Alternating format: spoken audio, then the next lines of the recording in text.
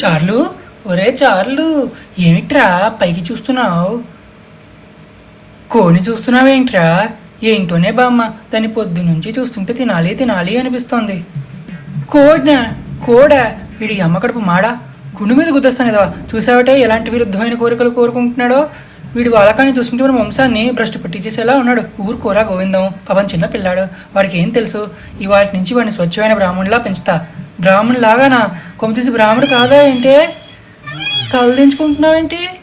అబ్బా ఆపండి, వీడికి ఆ ఉడుకు కాస చేస్తే ఆ పాడాల లచ్చన్లు అవే పోతాయి. మీరు ఏర్పాటు చూడండి. ఆదిదేవ నమస్తుభ్యం, ప్రభాకర నమోస్తుతే, దివాకర నమస్తుభ్యం, ప్రభాకర నమోస్తుతే. బామా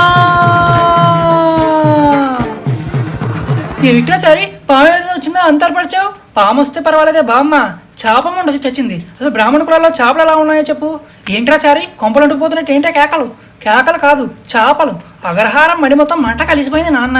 పౌరోహిత్యమే కాకుండా సైడ్ బిజినెస్గా కొన్నిట్లో ఎవరో చేపల్ని కూడా పెంచేస్తున్నావు తెలుసా. ఇక్కడ వాటిని ఎవరు పెంచుతారా? ఇది పొరపాటు వచ్చి ఉంటుంది. వదిలేక ఇంకా పట్టుకుంటానా ఏంటి? ఎప్పుడో వదిలి చచ్చాను. ఈ మేకను మాత్రం వదిలేదు. చారి నీళ్ళు అన్నాక ఒక 2 చేపలు ఉండడం సహజం రా. ఆ 2 ఒకరికనే ఉంటాయా ఏంటి? నాకు తిరిగేలో 25-30 తయారైపోతాయి. అసలు ఎవరో తెచ్చి వేయకుండా నువ్వు కొన్ని చేపలు ఎలా వస్తాయి చెప్పు. అది తెచ్చి వేసిన అప్రాచపోతుంది ఎవరప్పుడు నాకు తెలియాలి. ఏంట్రా చారి, ఏంటి అగ్రహారం మొత్తం అట్టుడిపోతుంది? అట్టు లేదు, దోశ లేదు. సంజయవందనం చేస్తుంటే చేతిలోకి చేప పిల్ల వచ్చింది గురువుగారు. కాస్త నోట్లోకి వెళ్ళిపోయి తెలుసా. చేప చేతిలో చిరాగ్గా ఉంటుంది కానీ నోట్లో దివ్యంగా ఉంటుందిరా.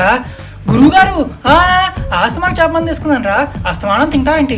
సరే గొడవ వదిలే, అవతల సినిమా ముహూర్తం దాటిపోతున్నది. నువ్వు రారా. అసలే సినిమా వాళ్ళు లేడితే మనకో డబ్బులు పెట్టి లాగించేస్తారు. ఈ ముహూర్తం కాకపోతే ఇంకోటి యువతల ఆచారం వెంట కలిసిపోతుంటే ఎవరు పట్టనట్టు ఉంటారా? అబ్బా గోవిందం, నువ్వు వాడికి చాలాస్తాం ఎక్కువైపోతున్నదిరా. కోపగించుకోకరా బట్టు. అమ్మా రే, నీ చాలాస్తాం పక్కన పెట్టరా. మీ గురువు కోపం వచ్చినట్టే నేను తీసేస్తాడు. వాడి పొందే బామ్మ, వాడికి మాయ తప్ప మంత్రాలు రావు. నేను లేకపోతే వాడు సున్నానే. ఈ కాలంలో కావాల్సింది మాయరా. ఇంటి కోసం వాడి దగ్గర 1,00,000 రూపాయలు అప్పు చేసాం. వాడు చెప్పినట్టు వినకపోతే ఆ 1,00,000 తిరిగి ఇచ్చేయమంటారు. తర్వాత నీ ఇష్టం. 1,00,000 కాకపోతే 4 పడేస్తావా అంటే భయపడిపోతావా ఏంటి? ఇచ్చేయి. ఇప్పటికిప్పుడు ఇవ్వమంటే ఎక్కడి నుంచి ఇస్తామే? అందుకే చెప్తున్నాను, వాడు అప్పు తీర్చేందుకు వాడు చెప్పినట్టు వింటూ ఉండు. సరే, మరి చేపలనే చేస్తావు. వాడు అన్నిటినీ వల వేయించి పట్టేస్తా లేరా. నువ్వు వెళ్ళు.